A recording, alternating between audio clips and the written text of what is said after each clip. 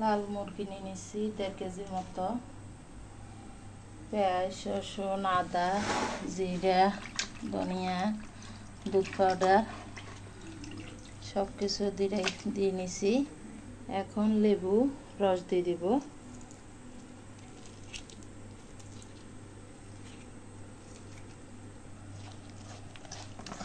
সব কিছু মশলা মাখিয়ে নিব।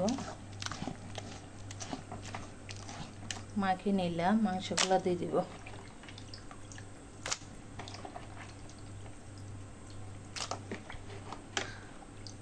দেশি মুরগি ছোট ছোট করে নিলাম, মাখিয়ে নিব সব কিছু। সয়াবিন তেল দিয়ে দিব।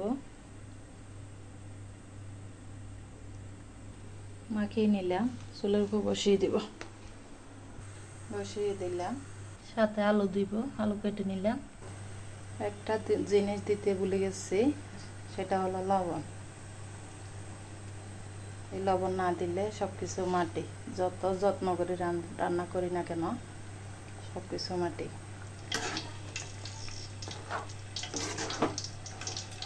পানি দিব না, মাংস থেকে পানি উঠবে অনেকগুলা।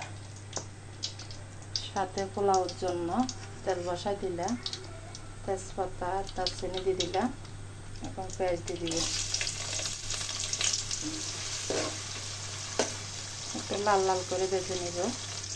চিনি গুঁড়া চাউল যে ধুয়ে রাখলাম, 1 ঘন্টা ভিজে রাখছি, এখন ধুয়ে নিলাম। পেঁয়াজ ভাজা হয়ে গেছে, আদা রসুন বাটা দিয়ে দিলাম।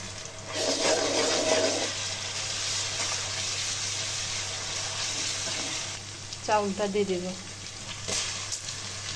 চাউলগুলো দিয়ে দিলাম, ভেজে নিব লাল লাল করে।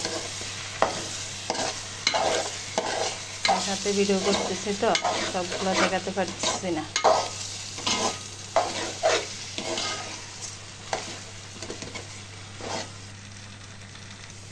চাউলগুলো ভাজা হয়ে গেছে, লাল লাল হয়ে গেছে, মোবাইলে বোঝা যাচ্ছে না। গরম পানি দিয়ে দিব। গরম পানি দিয়ে দিলাম, লবণ হাত মতো লবণ দিয়ে দিলাম। পোলাওতে এটা দিয়ে দিব, কাটে নিলাম, দিয়ে দিব। দেশি মুরগি সিদ্ধ হতে অনেক সময় লাগবে। মাশাআল্লাহ, পোলাও কালারটা অনেক সুন্দর হয়েছে। সাথে আলুটা দিয়ে দিব। আমার রান্না শেষ। এই যে মাংস রান্না হয়ে গেছে, পোলাও রান্না হয়ে গেছে। অনেক ঝরঝর হয়েছে পোলাওটা। এই যে মাশাআল্লাহ,